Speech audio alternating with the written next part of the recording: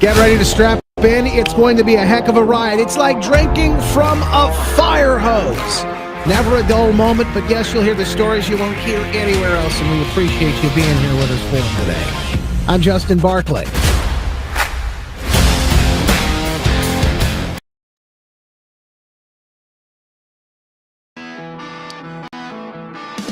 Woo!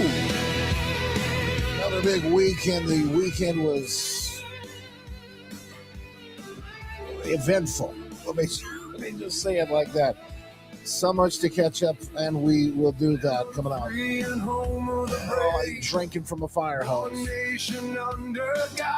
Big stories, the death of Senator Lindsey Graham, and one senator who we thought was gone made a triumphant return, if you believe what we're told.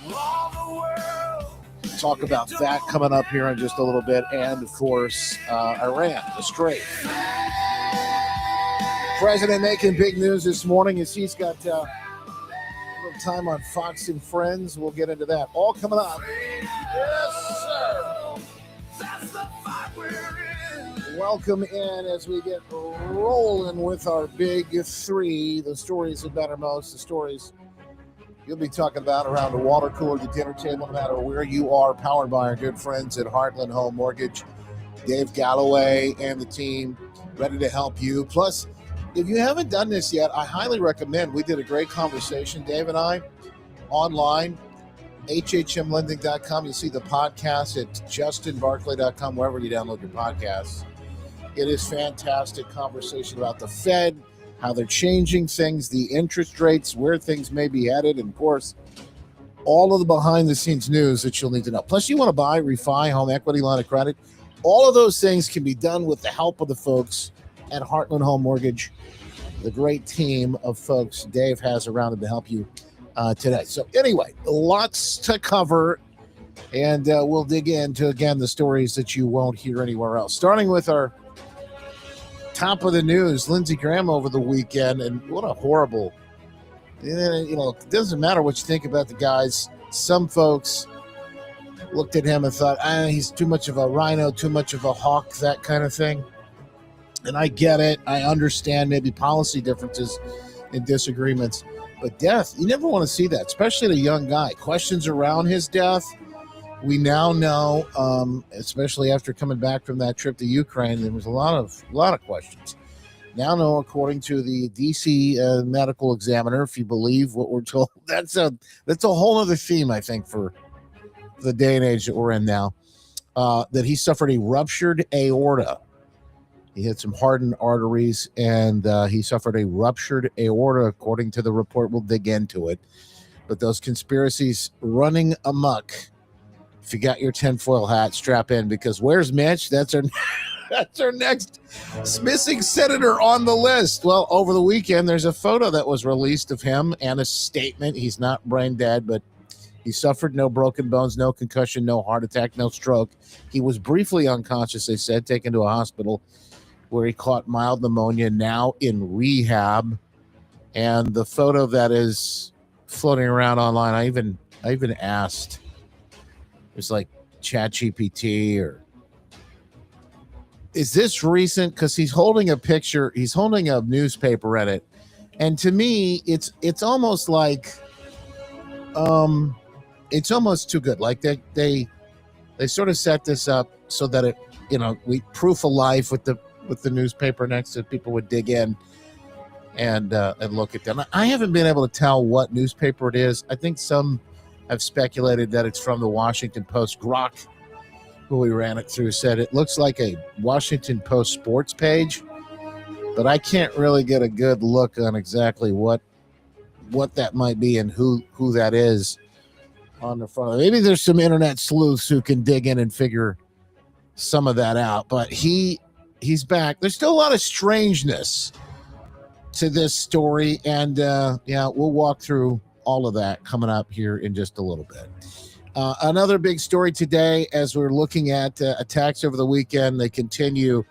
Strikes on Iran as they continue to find out. They fooled around. I don't know why they continue to fool around. I guess they think it pays off. And there's even some back and forth in Iran. They've taken credit for the death of Lindsey Graham, which is kind of like insane. But again, par for the course if you're following along on the some of the propaganda slop that's out there from Iran right now. And there's a new video. So we'll try to get to that and more coming up this morning. But first, the president and what he had to say this morning on Fox and Friends. Here's the latest, the most recent on Iran and Lindsey Graham. Lindsey Graham was definitely on your side when it comes to Iran and the threat, them not having a nuclear weapon. It looks like they're back at their business trying to take over the Strait. What's your response?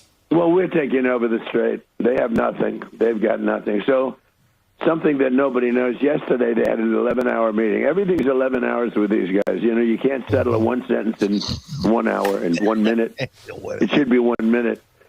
And everything was agreed to yesterday. And they leave the room, and they call back, and they say, we had to make a couple of changes. I said, changes? They got to make changes? We're not going to make changes.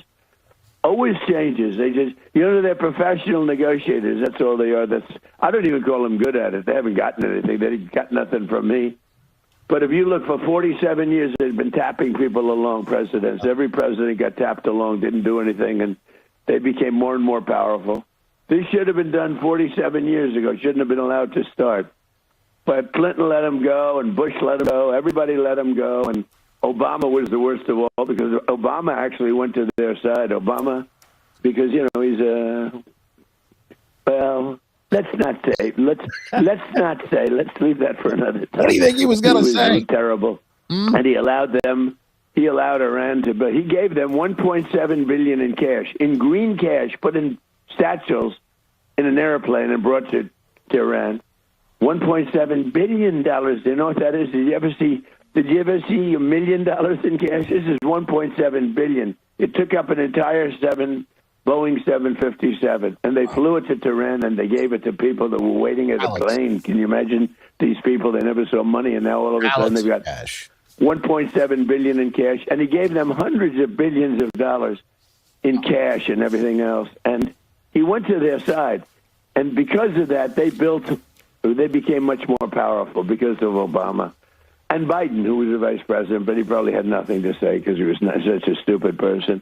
But then Biden, when Biden came in, and then I held him down, I stopped him. And, the JCPOA, I stopped it.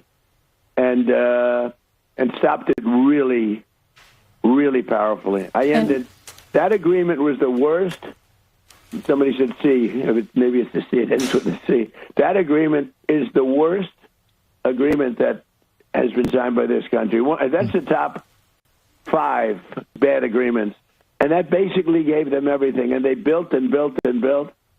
And they were minutes away from a nuclear weapon. Mm-hmm. Had I not terminated the agreement, the Iran nuclear deal, it's called, they would have had a weapon then. Had I not killed Khomeini, who was a brilliant but mad general. He was a crazy Soleimani. I killed Soleimani. Soleimani was like one of the really, really bad people in this whole thing. Right. But he was good at what he did. He was a very brilliant general. Mr. President, I think the killing of Soleimani was one of the biggest things. And I think we heard they're rebuilding. The B-2 bombers, I'll tell you, Ainsley, had I not attacked on the B-2 bombers, they would have a nuclear weapon. And right now, the Middle East in its current form would not exist. I guess so. There's a couple of things that take away from this. Number one, the straight talk is again going to be front and center. So what's that do on a Monday? Some of this, I think, comes Iran is learning the game, but some of this on a Monday is going to drive oil futures probably up. Let's see where they are. Yeah, they're up about 3.5%. Still solidly in the 70s, though. Still solidly in the 70s. I mean, oil's still pretty low from where you think about where it was and where they said it was going to go. So we'll watch that and anything that might happen with the markets. Not a lot. There's a little bit down.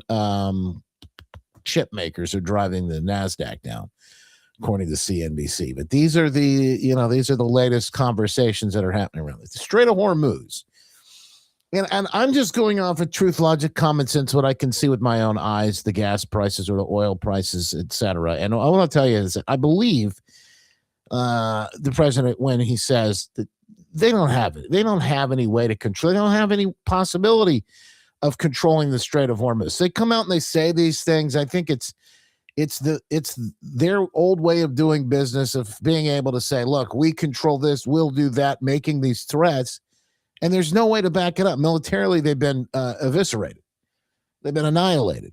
They do have little chippy, ticky-tacky ways of attacking these ships that are going through the strait, but nothing like we've seen. We've also heard they've got some of the missiles still saved up. They got some rockets and things like that. They won't be using those on these vessels. It doesn't look like that's more being used to attack the countries around them. But I'll tell you this: I think we're getting closer and closer to the inevitable end of this. Whether it's Trump saying we're done, that's it, I've had it. I mean, some of the latest strikes. If you look at what actually happened last weekend. Some of these strikes, U.S. struck 140 Iranian targets overnight. I believe, I want to say this was Saturday night. Iran struck 6 Middle Eastern nations. There is a bit of a back and forth on this, but still, when you look at what they've actually been able to accomplish, very little versus what we have done and the damage they continue to do. Now, we're told. In fact, I think it was Glenn who shared this. President Trump had a conversation with Glenn Beck, not this Friday, but the previous Friday, and essentially said, we'll go after all of them. They will eventually, all of them, be targeted and die. The leadership. We also heard over the weekend that Iran said, oops, our bad, we're not attacking ships. There's a rogue faction of the IRGC that is attacking ships, and we're not the ones responsible for that. I've largely speculated that some of what we have been I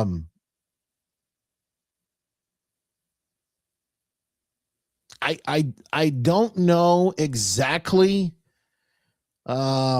It's hard to tell. We can only give you some of what we've been told. But if I were to guess, I think that's probably correct. I think the biggest holdup, and they'll never say this, because then they'll have to admit they don't have control over their own people. They don't have control over their own military. But that's the case. I think you've got the people at the negotiation level that are doing what they're doing behind the scenes with the United States. And then I think what the other piece that you have here is you have these sort of IRGC military sort of, and yeah, I mean, some of them are rogue. Think of them as warlords. That's essentially who you're dealing with when you think of the folks that are at play here. All right, more on this coming up in just a little bit. But first, I want to say thanks to the folks who are watching today. And if that's you, thank you, by the way. Facebook, Twitter X, Rumble, Getter, YouTube, as always, great places to be a part of the conversation. Love to have you here for it, and always honored. Hey, in fact, if you click share today, sharing is caring. Another chance to win. Going to give you something cool from inside the Justin store. We got America 250 gear. That Jesus Saves shirt is picking up steam. People love that. Jesus Saves in the USA in between. Grab America 250 gear and more. All of it inside the store right now. Or you can just share the program. It really is a big help for us to get the word out about what's happening right now. Truth, logic, and common sense, a nice infusion for folks who could use it now more than ever. We'll do that, and I think a little bit more coming up here in just a little bit. If you want to join the program, we'll give you the opportunity to do just that. All right, in the meantime, let's take a quick look around the state and beyond for the Midwesterner, the Midwesterner.news. We've got the latest updates from our good friend Robin Poffman at the Midwesterner.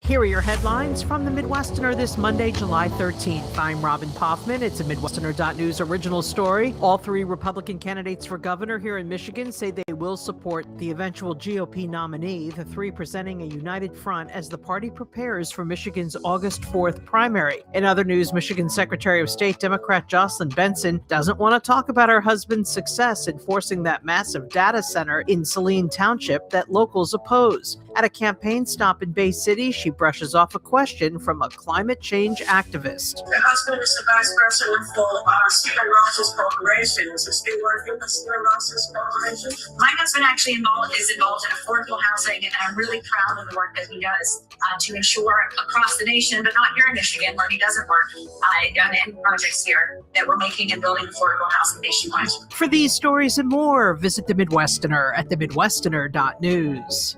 Maybe I should pull up that actual back and forth. It's a really good video, and it's done by actually one of the left leaning folks. It's not a Republican. They will never let a Republican into one of these things. I can tell you that much. It was asked by someone who is, anti-data center. And it was in one of these little kind of, a very, very controlled, environment. And I think up north, but I'll find out. Maybe I'll get this pulled up for you. I can find out and show it to you so you can actually see that video. Hang on. Let me see if I can find it right away. Maybe I'll pull it up later because it is good. It is good, but no. I just don't want to go hunting for it right now. Got a few more things from the president this morning that just came out. In fact, let's do this one from the folks there at the morning show. This is going to be in fact, this is going to be Trump talking about how he's seen sort of God's protection on his life. In fact, with Iran, we've seen that threat. And of course, they've been out all week last week during the funeral of the Ayatollah talking about how they want to take Trump out and death to America, kill Trump, all that stuff. That rally. And then we went back, and we had 117,000 people showed up. We went back. We had to go back. I always have to go back because you can't let them win. You can't let crazy people and bad people. And he was a very strange cookie, this one. This is specifically in reference to the Butler assassination attempt, which is two years ago today now. Is that right? It was 2024. So 2 years ago today. Very academically smart, but very disturbed. He's a very disturbed person, but academically, his boards, he had almost perfect boards. He was a great student, but he was a person who was very tormented. He was a tormented person. And they should have had somebody at that, this is now history we're talking about, I guess. But they should have had somebody at the standing on that building or at that building or watching that building.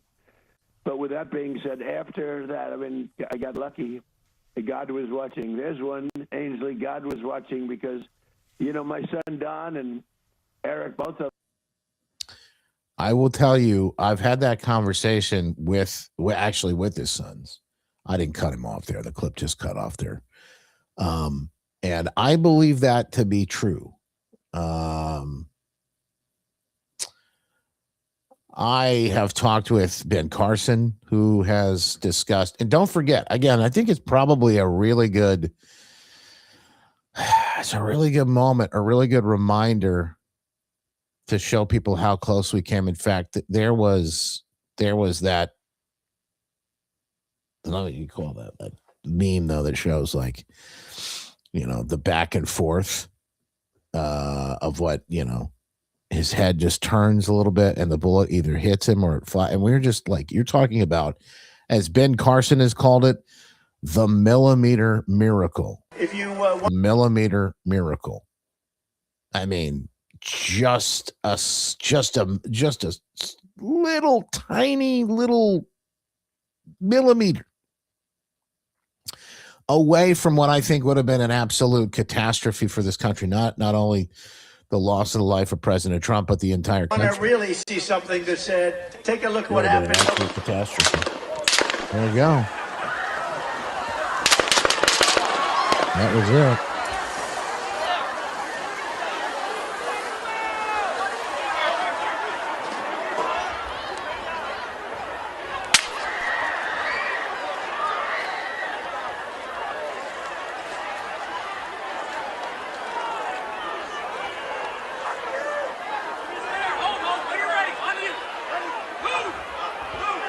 And what will become the iconic photo that was taken that day when he got up.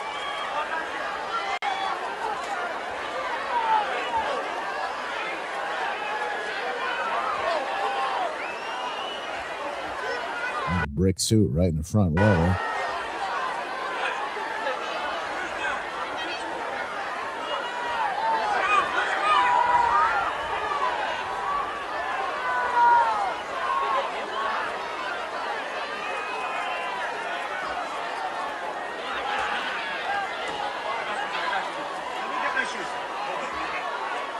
And that part, let me get my shoes. Let me get my shoes. I love it. I'm walking out of here and I'm going to do it with dignity and I'm going to do it with strength. And he did. He got that blood on his face. And as we know now, that was from where his ear was just grazed. And in that moment, watching this back now, you realize at some point he has enough awareness. You can imagine going through this. I think the average person, we can't imagine any of this, but do you imagine going through some of this? And then finally he goes, oh yeah, there's a lot more on the stake. There's a lot more on the line here than just me. So what does he say?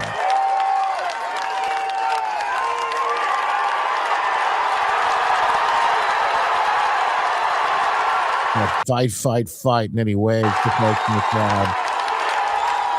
You can see here, there are still people out there. This is the wildest and probably growing because that's how this thing usually happens. Like there's still people out there that will tell you that this was staged or this was somehow faked.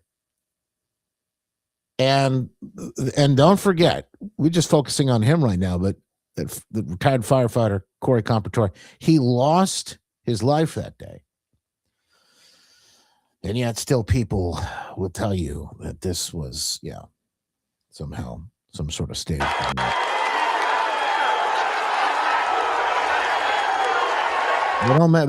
This won him the election, hands down, by the way.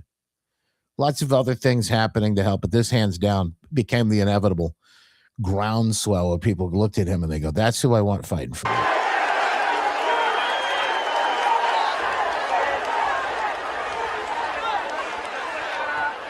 Now, you can agree or disagree with the president and his policies and anything else at this point, but I will tell you the one thing that most folks would agree on is they just never seen anything like this before. This there was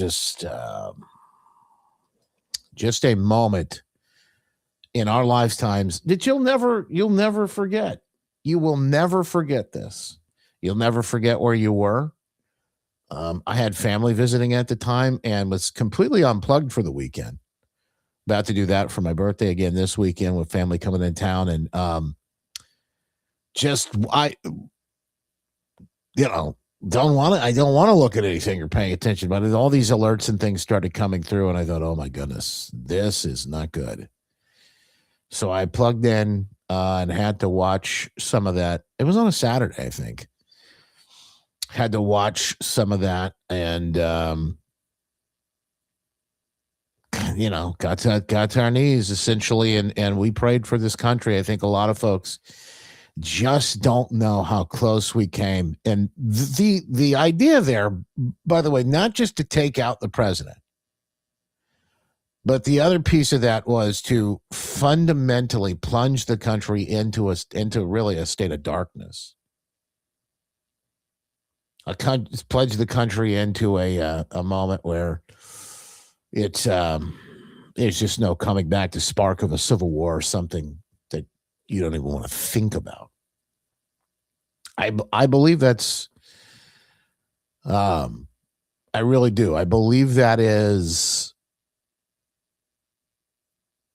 what was intended to happen in that moment. Thank God that's not what occurred. All right.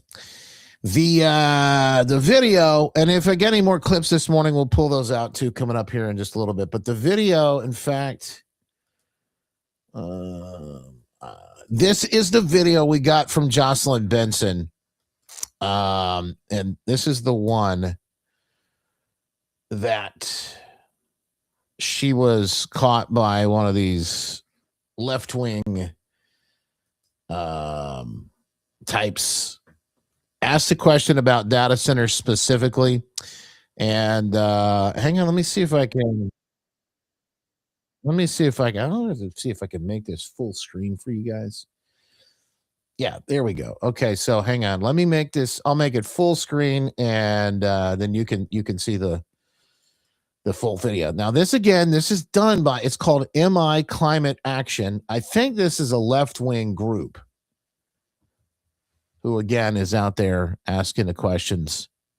These are tough questions. She doesn't have an answer for this, by the way. This is the actual video that you heard in the Midwesterner update. Recently, we heard Gretchen say on air, we are used to people saying no, but we do what we want anyway. Well, here's what we do in Michigan. We put guardrails in place to ensure greedy corporations cannot come to Michigan and take advantage of our air and our water, and put guardrails in place to protect our water, to protect our energy costs, and ensure communities have a real say in building not just data centers, but any corporation that wants to create well-paying union jobs in our state. We need to put guardrails in place to welcome both well-paying jobs, but also allow for protections of our water and ban excessive water use, as Senate Democrats have already proposed. Require data centers to shoulder the burden of increased energy costs and invest in renewable and clean energy that we also need to build here to drive down energy costs, and ensure that they are engaging in community benefits agreements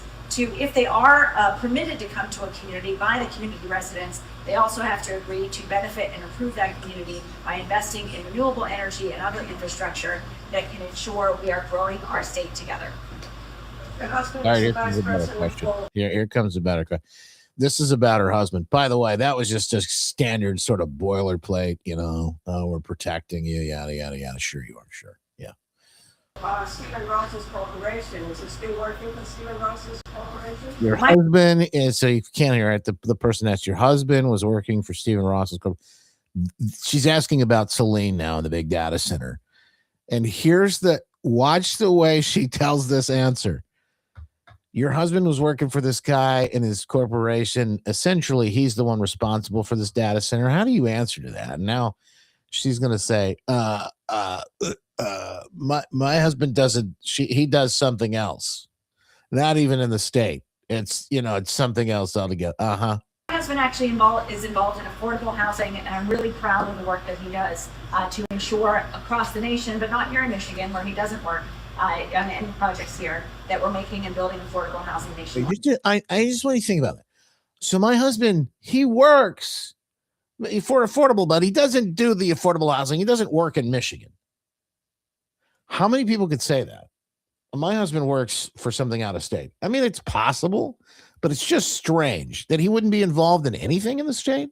What a canned, like, perfect answer, design. Now, I don't think any of that's, I doubt the validity of that. Let me just say it that way. So thank you. He doesn't work with Stephen Ross anymore. Stephen Ross works in Florida, but thank you for all your questions.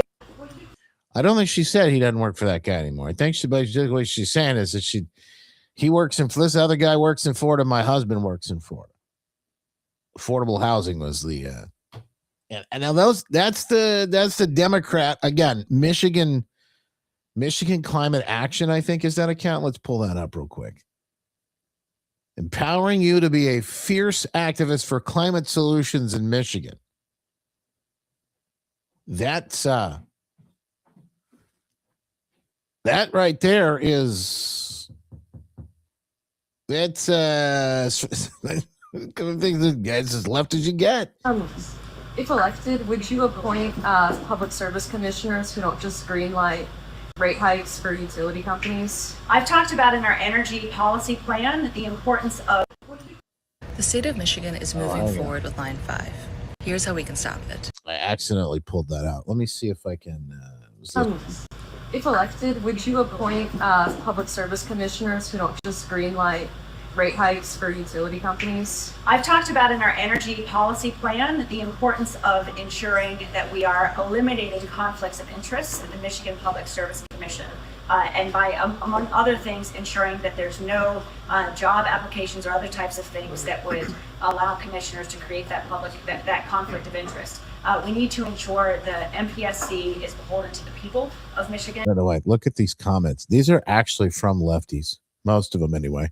She is literally a conflict of interest. I hate that we don't have a better candidate. When you start giving a long out explanation, then you are not answering the question. It's a yes or no answer. She is bought out by data centers and utility companies. So these are folks on the left, a lot of them, that feel this way about the Democrat candidate. You talk about the most vulnerable scenario. It's her in the data centers, what her husband is doing or has been doing behind the scenes. That is, to me anyway, it looks like one of the most obvious places that she's going to be as vulnerable as it gets. So take a look at Trump's warning to Iran following the collapse. Here's another big piece that's just made it out again today from Fox and Friends this morning. Trump's warning to Iran on you fool around, you find out when it comes to attacking. And most of their equipment is gone. Their anti-aircraft stuff is gone. We hit them very hard last night. Every time they send a drone, we hit them very hard. But we had a deal. What nobody knows, we had a deal. It was a done deal. And then they broke it. They always break it. We've had 10 deals with these people. And so we're just going to hit them very hard. And we're going to keep the Strait, and we'll probably run it. We'll become the guardian of the Strait. Maybe we'll call it the guardian angel of the Strait. And we should be reimbursed for that. When we do that, we're going to be reimbursed because the other nations are very wealthy. They're on our side. And we can't be expected to do that for nothing, unlike we had for many years. And most of their equipment is gone. Their anti-aircraft stuff is gone. So there you have it. That's some of the latest. Again, this is very similar to some of the things that I told you earlier. It's not a big sort of surprise there. All right, let's get to Mitch the Glitch. Where's Mitch? What's going on with the photo? And I think something bigger that's happening right now. So earlier I told you Mitch McConnell is back. He's back in the news. In fact, there's a picture of him in the news. This may be my favorite. I shared this morning, and it is. Hang on, let me see if I can pull this up for you. This is Mitch McConnell again. Oh, it's gonna make me log in and all that. Hang on, maybe I can bypass this. Yeah, here we go. This is the latest photo. The infamous cat turd over on X has shared this photo. New photo just released of other friends visiting Mitch McConnell today. He really looks great. Hang in there, it says. Of course, there's Elvis. There's Michael Jackson, John Wayne. They're all hanging out in his hospital room. Again, I'm not making fun of death or people dealing with things. Again, I'm just making fun of this sort of the scenario here. I think we can all chuckle with this. And it brings me to another point. Like this is a very serious scenario. You don't know what to believe anymore. I don't know what to believe anymore. I mean, you look at these stories, and I think it's part of why we got what we're dealing with right now. When it comes to some of this stuff, people look at this and they go, "Well, is he alive? Is he dead? What's the story here? Where's he at? I don't know what to believe." In fact, I think I saw somebody in the chat say that earlier today. I don't know what to believe. I don't know who to believe anymore. And that's part of this is part of the program. It's part of the demoralization program. They want you questioning, every piece of reality, every bit of the things that you ever know. Some of that is, it's healthy, but you got to have a healthy dose of it. Super skeptical to the point where you don't believe anyone or anything. You don't believe your own eyes. I think God we trust, all others pay cash is what I've always said, is kind of my particular motto on this stuff. But we were at a place this weekend where, again, we got two senators and Mitch the Glitch, who knows? I mean, who knows how that they have responded. He did issue a statement. In Mitch's scenario, we don't have video of him talking. Of course, you may wonder about that. Is that AI? Is some of that AI produced? Is that real, or is there something else going on there? The other piece of this, and this is always going to be, in fact, throughout the coming days, this is what we're going to be talking about. And I've mentioned this before. You're not going to know what's real or not. And so if you really want to know the truth, you're going to have discernment. You're going to have wisdom. You're going to have to really be able to lean on the Lord for some of these answers in the end times here, or the coming days ahead. Let me just put it that way. I feel that's the answer. Been talking about this. In fact, I know it. We've been talking about this for a long, long time. And I know Glenn's shared about it. These are things that are not just coming. They're here now. They're here. Terry says, I believe you, Justin, if indeed that is your real name. That's right. Yeah. And I could be AI right now. This whole thing, this whole thing could be AI. You don't know. But could we get AI to do this? Say thank you to the folks that are watching today over on the VIP on Locals. We got Patriot Dean. We got Rand. Good to see you. Thank you so much, everyone, for stopping by this morning. Dina, thank you so much. Hey, you're it sounds like you got family here. Is it your son that's in town? From South Carolina, I think is what you. Oh, you ask him about the South Carolina. That's something I'll share in just a second. How do you replace Lindsey Graham? Ask him about the South Carolina. What's happening there right now? Anybody talking about what happens next? Good to see you this morning. Thank you so much, R. Reagan. As always, Hemi's in the house, BKV, and many, many others. Appreciate you joining us with the, of course, with the conversations that are happening all over the place. All right. Over on Rumble, let me see. Such a time as this. D1P, Kelly Beasley, thank you very much for being here with us. 1969, Tim. Gary's in the house. Thank you, Gary. Appreciate you as always. Kelly, Julianne, Jen Lynn, VIVH. Did I say such a time as this? Did I say that yet? I don't know if I did. Mike over on the tube. Thank you, brother. Thank you on X. Normally Mike's on Rumble, he said, by the way. Thank you for taking the opportunity to check out the tube today. Pinch yourself, Justin, and prove to us you are not AI. Hang on. Well, then normally would say, hey, like, hold up your fingers, right? You like pinch yourself. I'm not artificial and I'm not intelligent, Jason said. I'm AI safe. You know, somebody said before we work on the artificial intelligence, maybe we can work on the real, actual intelligence first. Schmalzy is who's Mike over on YouTube. Thank you, Schmalzy. Appreciate you. Melissa on the book. Jason, good to see you too as well. Thank you guys for being here with us.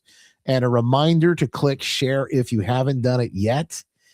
It'll help us get the word out. Facebook, Twitter, X, Rumble, Getter, Locals, YouTube about what's happening here and in the state and beyond as we continue those conversations about what matters most. Again, I forgot to tell you this. In fact, I'll share it. Back on the radio this morning, and I'll explain what happened and what is coming. In fact, there's more good news that I got to share coming up in just a second. Something really big is on the way. We'll get to that and more after this. The latest from the Midwesterner, the Midwesterner.news. Here are your headlines from the Midwesterner this Monday, July 13th. I'm Robin Poffman. It's a Midwesterner.news original story. All three Republican candidates for governor here in Michigan say they will support the eventual GOP nominee, the three presenting a united front as the party prepares for Michigan's August 4th primary. In other news, Michigan Secretary of State Democrat Jocelyn Benson doesn't want to talk about her husband's success in forcing that massive data center in Saline Township that locals oppose. At a campaign stop in Bay City, she brushes off a question from a climate change activist. My husband is the vice president for Stephen Ross's corporation. Is he still working for Stephen Ross's corporation? My husband actually is involved in affordable housing, and I'm really proud of the work that he does to ensure across the nation, but not here in Michigan where he doesn't work, in projects here that we're making and building affordable housing nationwide. For these stories and more, visit the Midwesterner at themidwesterner.news. Yes, more on some of these stories we'll be talking about. Again, what happens with South Carolina. We're going to get into that in a little bit as well. But first, thanks to the folks at MyPillow. MyPillow.com/Justin, MyStore.com/Justin. All kinds of great sales happening right now. In fact, over at MyPillow, you can check out the big mega sale, Mega 2 sale. They've got the Giza Dream Sheets. They've got the pillows. They've got all kinds of good stuff. And the goodies are, as I mentioned, at the store right now. You can check them out and get all kinds of, plus that coffee. I think they still got a 50% off discount on the coffee right now. When you use promo code Justin at mypillow.com/Justin, mystore.com/Justin. Maha Missy in the episode airing last night again over the weekend. And this new cyclosporose, I don't even know how do you say, but it'll give you the explosive, not just the runs, but explosive. None of this sounds good. No, thank you. I want to opt out of that. The explosive runs. How do you protect yourself from it? We dove into that deep. Plus, the other piece of this, which I think is really interesting, is I think she's going to have some more. There's developments on where this is coming from. There's developments on how many states it's obviously moved to and what you can do to protect. There's a whole piece of this. Lots of people are wondering about with an ivermectin, a prophylactic approach to protecting against these parasites. And that's something that we will, I think we're going to talk a little more extensively at next week or this week, rather, on Wednesday. When we do our next conversation with Maha Missy. But you want to know how me and my wife dropped over 40 pounds? You want to know how we're feeling great, how I sleep so much better at night, how I have so much more energy during the day? Healthwithjustin.com, the Maha mission is underway. And you can find out more when you call 269-964-4044. Maha Missy has you set up. She'll give you a breakdown of what we're doing. She'll walk you through, schedule you for a full and complete scan and rundown so that you get a customized, tailored just for you program. There's no, eating fake food or junk or anything like that. No crazy extreme diets, no exercise. In fact, it is kind of the couch potato diet. Healthwithjustin.com or call 269-964-4044. Much appreciated. Thank you. So somebody just said, I'm looking tan. Thank you. I've been spending a little time out by the water because it's been so warm. And in fact, this week it will too. So you can catch me hanging outside, at least trying to stay cool for a little bit by the water, doing a little bit of that. And of course, the girls are loving summer. We did a little time at the cottage this weekend and they went fit. Now, I will tell you, we didn't catch anything with the hook. There was with the rod and reel. We came close. The bait we were using, I think, was a little off. My daughter likes to fish with the real worms. She's like, let's go get some worms. And I was thinking, well, I don't know. You know, they've actually caught some big bass before. They've done pretty well. And there was a few of them swimming around it in the lake. She did actually take a net and swoop it into the fish and caught a little, or into the lake and caught a little fish. It was like a bluegill or something. This is a tiny little fish.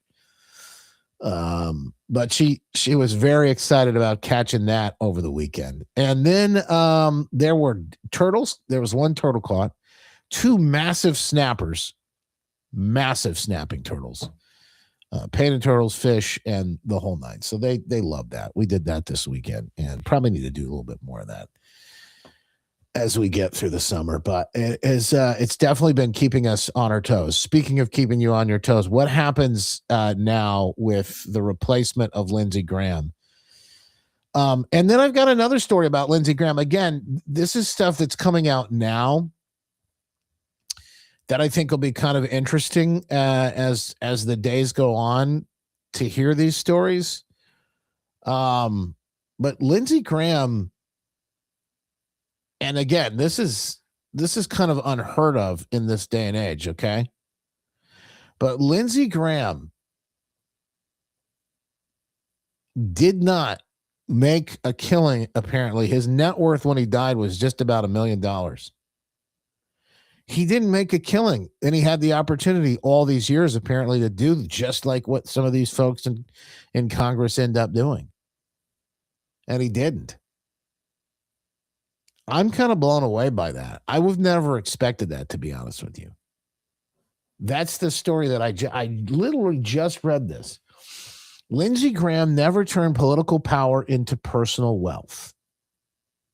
Say what you will about the guy, right? Say what you will, call him a rhino, call him anything else, but obviously he was not, according to this, was not corrupt. As he died at the last final moments of his life there in the previous weeks, etc., a person who spoke with Graham shortly after said the senator complained that he was feeling unwell over the weekend. The person urged him to seek medical attention immediately. Graham said he would do so Sunday morning after his scheduled appearance on NBC's Meet the Press. Graham then joked, "I can't die now. I still need to do the Russia sanctions, get Iran sorted out, and do Israel-Saudi normalization." His last and final push was for peace there between Saudi Arabia and Israel. Again, the cause of death released as an aortic dissection due to aortic or arteriosclerotic cardiovascular disease. Lindsey Graham had among the lowest wealth in Congress despite a lifetime at the center of power. Graham died Saturday night with a net worth just below $1.5 million. Now, I don't know. I will tell you, I don't know how they know this. This is from a story from the New York Post. I don't know how they know that to be a fact. I just think it's interesting if that's true. Again, it may not be. It may not be true. It may not be real. It may be something that, somebody made up somewhere. But I think that's pretty incredible if it's real. I think that's pretty incredible. And a guy who probably could have, taken all kinds of defense contractor, dough to do this, that, and the other thing, be a consultant, his wife, or, well, he wasn't married. He was single. So, there's the, hang on. They always have to show ads and stuff. All right. Lindsey Graham, 1.5. Lindsey Graham had among the lowest wealth in Congress despite a lifetime at the center of power. $1.5 million. A modest upbringing in South Carolina, ranked 294th in wealth among 535 voting members. As a point of contrast, Graham's personal wealth is compared to Congress' wealthiest member, fellow Senator James Justice from West Virginia, whose net worth is estimated more than $664 million, according to Quiver Quantitative. Okay, so this is some other group, some other organization, Quiver Quant, I guess, in this case, who's done the work on this and found that he's only worth 1.5 million. So that's the estimate, at least. Again, it's not like we have like his bank statements. And Lindsay's not here to tell us, exactly what that was. But if that holds and if that's true, that's a pretty big deal. Especially in a day and age. In a lot of ways, they are all sort of on the dole in some way. Okay, let's see. What else did I want to make sure that I shared with you? We have a 911 call. I don't know if you want to hear any of this stuff. There's this all of this stuff around him and the Kavanaugh nomination, which I thought was really, probably one of the finer moments in his career. So that's another piece where he fought that whole way through that nomination to get Kavanaugh, and his response during it all, I think, was one of the most interesting, it was probably one of the most impassioned during the entire thing. Here he is. If you wanted an FBI investigation, you could have come to us. What you want to do is destroy this guy's life, hold this seat open, and hope you win in 2020. You've said that, not me. You've got nothing to apologize for. When you see Sotomayor and Kagan, tell them that Lindsay said hello, because I voted for them. I would never do to them what you've done to this guy. This is the most unethical sham since I've been in politics. And if you really wanted to know the truth, you sure as hell wouldn't have done what you've done to this guy. Are you a gang rapist? No. I cannot imagine what you and your family have gone through. Boy, y'all want power. God, I hope you never get it. I hope the American people can see through this sham, that you knew about it and you held it. You had no intention of protecting Dr. Ford. None. She's as much of a victim as you are. God, I hate to say it, because these have been my friends. But let me tell you, when it comes to this, you're looking for a fair process. You came to the wrong town at the wrong time, my friend. Do you consider this a job interview? The advice and consent role is like a job interview. Consider that you've been through a job interview? I've been through a process of advice and consent under the Constitution. Would you say you've been through hell? I've been through hell and then some. This is not a job interview. Yeah. This is hell. This is going to destroy the ability of good people to come forward because of this crap. Your high school yearbook. You have interacted with professional women all your life, not one accusation. You're supposed to be Bill Cosby when you're a junior and senior in high school. And all of a sudden you got over it. It's been my understanding that if you drug women and rape them for 2 years in high school, you probably don't stop. Here's my understanding. If you lived a good life, people would recognize it, like the American Bar Association has the gold standard. His integrity is absolutely unquestioned. He is the very circumspect in his personal conduct, harbors no biases or prejudices. He's entirely ethical, is a really decent person. He is warm, friendly, unassuming. He's the nicest person. The ABA. And one thing I can tell you, you should be proud of. Ashley, you should be proud of this, that you raised a daughter who had the good character to pray for Dr. Ford. To my Republican colleagues, if you vote no, you're legitimizing the most despicable thing I have seen in my time in politics. You want this seat? I hope you never get it. I hope you're on the Supreme Court. That's exactly where you should be. And I hope that the American people will see through this charade. And I wish you well, and I intend to vote for you, and I hope everybody who's fair-minded will. Wow. If you wanted it. So there you have it. Yeah, lots of interesting notes about Graham and his past and whatnot in the chat this morning. So I do think that was one of his finest moments right there. That was pretty incredible. I'll give him that, and I'll say, no matter where you land on this,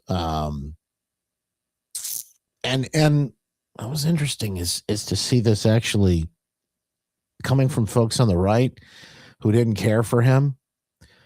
What was interesting to see is that some of the responses on social media this weekend, some of it was like it was from the left. Man, it was disgusting. Some of these things from people. I just, I don't know. I watched some of this play out and I thought that is beyond the pale. Some of the very things that I saw and we criticized, when folks did this to Charlie Kirk, etc. Some of the very same things coming out against Lindsey Graham this weekend. Whew, man. Oh, Lindsey Graham was on the assassination list for Iran, by the way. They have taken credit for this assassination. In fact, I got to share that too. There's a video. It's kind of it's so revealing because it shows you how wrong they could have been and how wrong they are about so much. But here's just a look at who they have in the crosshairs. They've got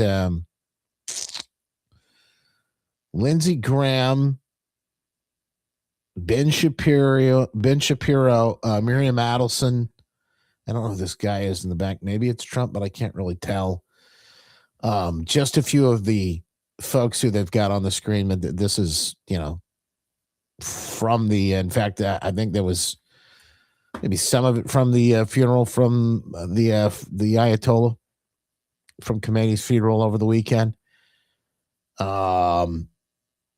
This was, I don't need to play it. Lindsey Graham's final press conference, do I?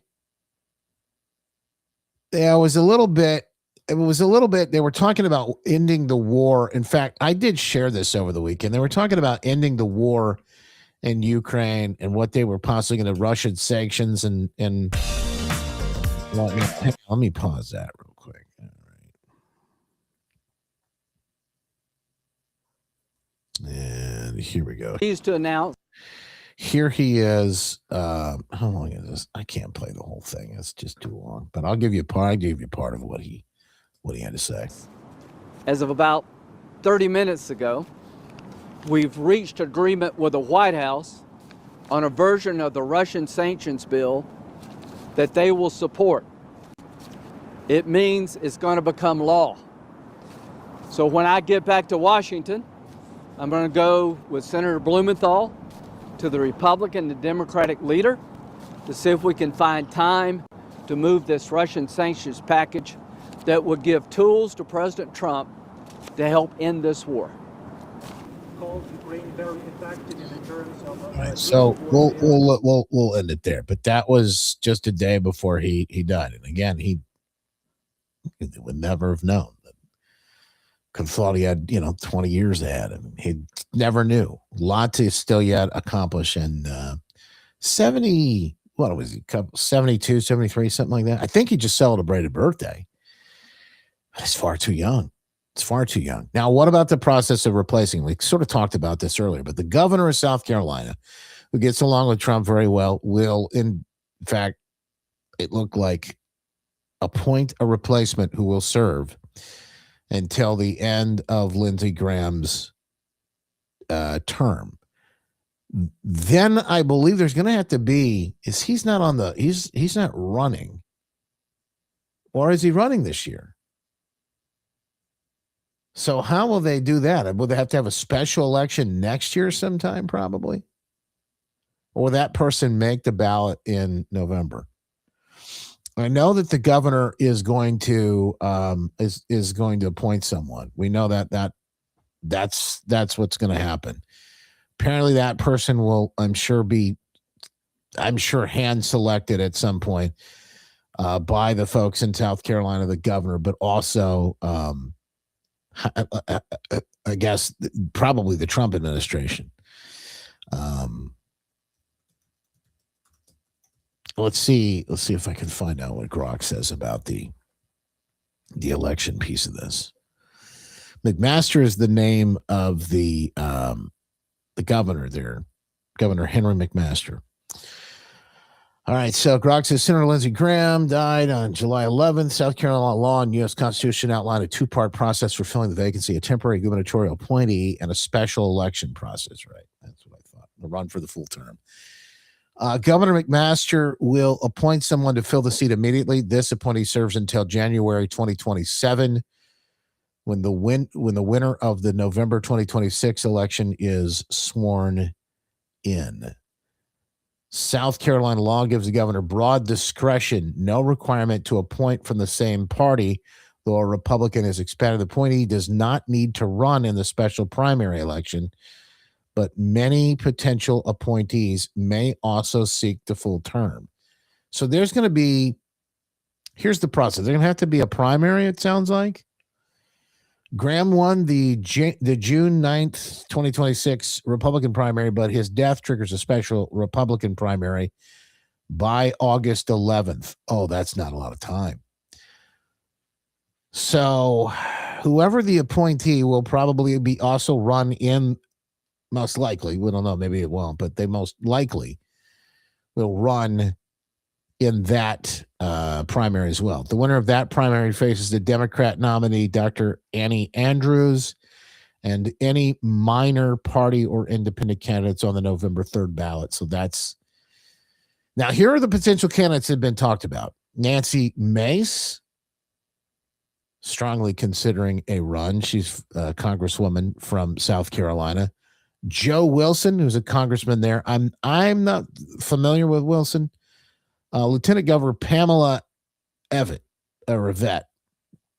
Former Governor Nikki Haley. Mark Lynch, businessman who placed second in the original GOP primary.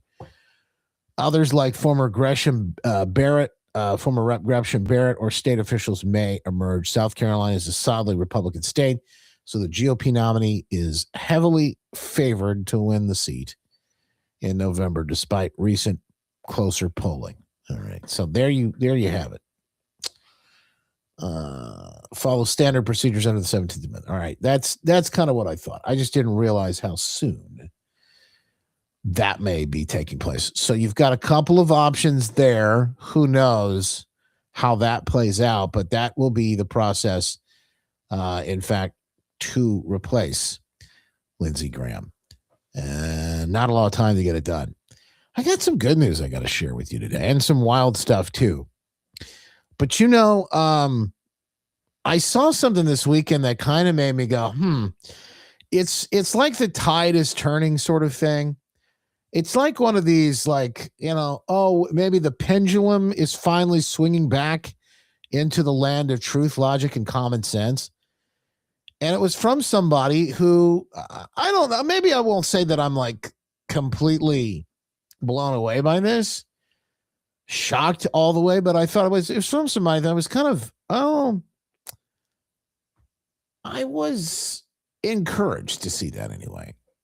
one of the Rolling Stones, lead singer Mick. And my question is to do with sort of how you understand your relationship with your audience. This actually maybe speaks to this guy. They take a little bit of time to get to the answer, but essentially Mick Jagger talks about why he doesn't push his politics on anybody. Politics stuff in a way too, because and let me give two counter examples to sort of triangulate the question. Okay. So on one poll we have somebody like Bob Dylan, where if you go see him live, he's great. It almost feels like the crowd is incidental. Like he's going to be doing whatever he's doing, whether or not people showed up or not.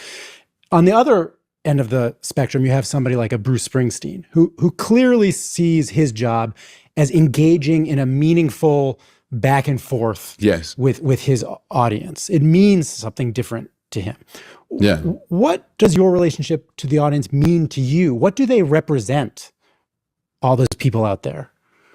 Well, first of all, it depends where you are and what kind of event it is. Like the New Orleans event, that's a festival. They didn't come to see you necessarily. You know, they bought their tickets before they knew you were coming. Right. If you play the New Orleans Jazz Festival, you know, we played that. Then we do Summer in the Park in London. You buy those tickets. Glastonbury. You buy those tickets because you like that festival. You always think something's good's going to happen, but you don't know. So they're not necessarily coming to see, they're not your biggest fans necessarily. I'm not saying that they hate you, otherwise it probably wouldn't be there. There's different levels of these kind of people, and you have to treat them in a slightly different way.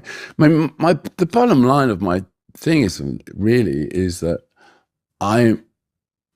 my job in the live music world is just those people that come is to have the best time they possibly can, and for 2 hours or whatever it is, to forget all their problems and the problems of the world and their mortgages and their whatever, and if they have problems, or just to give them, they can have just the best time. It's similar going to a sports event, really, because you everything else is shut out. You're just watching who's going to win. You know, you're not worrying about everything else. You know, those things are out of your mind. I love this because I'm going to tell you, like, I forget, like, old news people or even actors or actresses and lots of musicians as well. You just didn't know their politics. Didn't care where they stood on things. I just wanted to go to the movies. I just wanted to relax. I just wanted to listen to some music. I just want to relax. The point is, and by the way, it's 9 times out of 10, it doesn't come from the right. It comes from the left. They make the politics everything because politics for them is everything. In music is just sort of like an afterthought. That's not what people want to engage with. People want to engage with music because they want to be distracted. They want to be taken away to a different. This is a lot of why people read nonfiction. Want to be taken away to a different place. They want to watch a movie, taken away to a different place so that they can unplug from the worries of the day or whatever it might be. Just sort of a bit of an unplugging. And that's what I think a lot of these folks miss. The smart ones get it. And some of these artists do it just to try and remain relevant. And for some of them, it's not really working too well. I know you're on the phone and everything. When little Danny has like hurt his tooth, but I know you can still have that. But in the old days, you never had that really. So that's my job. So is to make them have the best time they possibly have. And some audiences want to go completely nuts, and then you encourage them to go more nuts. And so you can play to some places in the world. It's different, you play in Finland. It's not the same as playing in Argentina, It's a different. They don't want to go completely so nuts. Maybe they do. I'm just using it as possibles. Yeah. But so you don't want to be trying to churn them up into get frustrated that they're not being demonstrative, or you don't think they're having a good time, because they might be quite relatively calm. They might be relatively, they're having a good time, but in their. I always say to everyone else that having a good time in their own way. I thought that was a really interesting. By the way, that's the New York Times. Of course, you know why they're pushing this, trying to push that agenda, because politics is everything to them too. The news is an afterthought. Politics is the entire piece of why they're doing what they're doing. Forget it. Truth, logic, and common sense be damned. Out the window altogether. Hey, before we get out of here today, I mean, another reminder, we're not leaving yet, but another reminder, please, if you haven't already done so, click share. Sharing is caring. We give you an opportunity to do that and help us spread the word about truth, logic, and common sense. Whether you're on Facebook, Twitter, Rumble, X, Locals, Getter, YouTube, click share today, and we got something cool inside the Justin store, justinbarclay.com/store. The Jesus Saves tees are picking up steam. Jesus Saves with the USA there. We got mugs, we got tumblers, we got all kinds of goodies inside in that store right now at justinbarclay.com/store. You can buy them, help support us, or we'd just love to give them to you as well. Got an opportunity to do that when you share today and every day. Speaking of sharing, have to share this with you. And then I'll share a little bit of the some of the news, questions about where's Justin, what's going to happen, where's he going. So this morning I did a hit over on Wood Radio. So the 9:00 show is done. We've talked about this. The 9:00 hour show is done. It's done now. I don't foresee that ever coming back. It was the end sort of an era a couple of weeks back. I shared some of that with you to let you know nothing changes here in the meantime. We will continue to do our show just the way we've always done it. And again, I'm sharing some of that with you right now, 9 to 10, 10:30, 11, depending upon, we don't have any constraints really anymore. We can go as long as we want to. But that's what we're doing here. We do this little program. I do it from an undisclosed location in the bunker, and a chance to have the conversations that we have every day. The podcast stays live, everything else. But there's something else that is coming and in the works, something bigger that I want to share with you at a later time. I can't share it now because I don't have the authority necessary to share it now. But I will tell you this, that this morning it was the first of many that are still yet to come of these Monday morning hits with Wood Radio that we're going to do about 7:36 every Monday morning. So love to have you be with us for those on the radio if you want. Spread the word about that. In the meantime, like I said, things are going to be a little different in some places on the radio, but the digital has been very cool for us, and we enjoy, again, being here with you, and we'll continue to be here. If you want to be the first, among the first to know like what's going on, when I finally able to spill the beans and drop the secret, stay up to date on everything that's happening and find out first. Make sure that you are you're getting my good newsletter, that you're subscribed to the stack, justinbarclay.com. You can just go ahead and put your info in. Whenever you get to the website, justinbarclay.com, make sure you do that and stay up to date. Because like I said, that announcement, I'm guessing, well, any day now, I'll put it that way. Any day now, you'll hear more. And certainly within the next month, things will be like rolling in picking up steam. And speaking of next month, another quick announcement. I've got the dates. I'll have to look them up for you, but I'm doing a full week for the vacation in Glen Beck on the Glen Beck program nationwide coming up in the month of August. Well-deserved vacation for him. He's got some travel and some things going on. So that is all coming up. The full date, but kind of the middle of the month next month. So those are some things to look forward to. All right. In the meantime, I got to share this with you. I don't know if you saw this video. I watched it. And again, when I originally saw the headline, I thought like, there's no way we're about ready to experience or to see what I thought we were going to see in this video. But we did. I saw the headline that said bison, like, essentially headbutts a guy 8 feet up into the air. And I watched this video and I thought, couldn't be the guy who's in the background taking pictures. That guy's way far away. That couldn't be that guy. This bison charges at him. In fact, it is that guy. I don't even think we get audio. I don't think there's any audio here. This guy and is that a girl or looks like maybe a granddaughter or something? Look how far away. They've got their cameras out. They're going to take. That's the guy who ends up getting it and going flying. I couldn't believe it when I watched this. There's the bison, clearly not happy about something, getting up.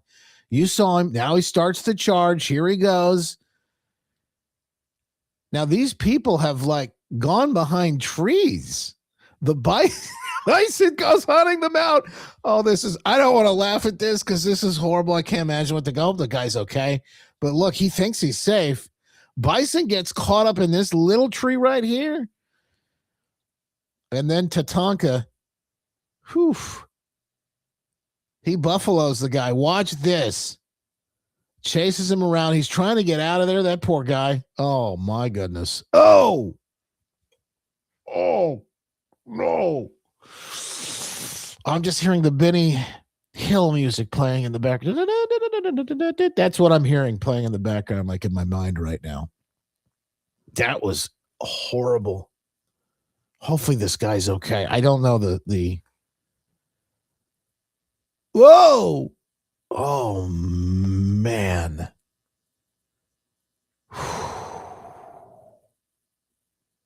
And then then he's just like standing over him like, yeah, teach you to take pictures. Again, I want to tell you, like, I've never gotten that close. I've seen bison in captivity and whatnot. I've never seen one this close. And yeah, the kid, I don't know where the kid went. Maybe the kid ran and was able to get away further. Maybe it was that guy's beard. I was looking at the beard thinking to myself, maybe it was the beard that intimidated this bison, because that guy, look, he's got a solid beard there. Look at that. Maybe it was the beard. I don't know. He kind of looks like Peppa looks a little bit, you know. He's a big guy too. I don't think I'd mess with that dude, especially in his day, you know. But look at this. He takes a picture. Bison clearly not happy about this. He lays down. A truck comes through. They walk by, stops to take a picture.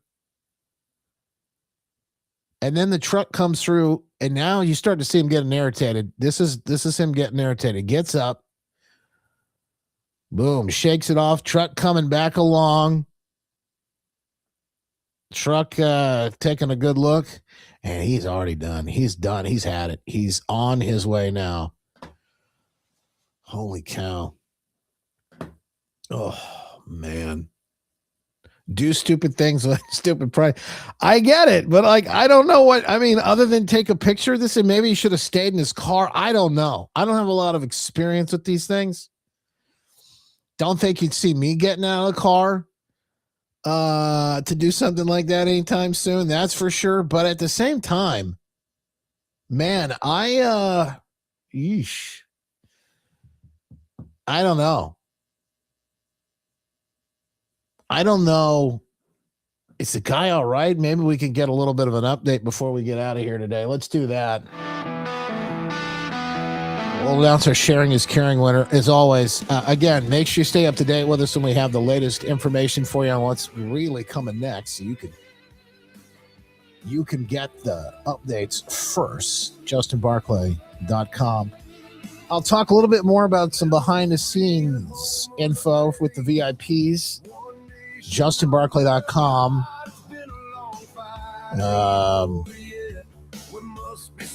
/VIP. Let's see. Trying to see if I can get an update on the guy. Okay, park rules say you should stay 75 feet away if bison can move quickly. I'm going to say that guy was I think he was 100 feet away. I think it was far away.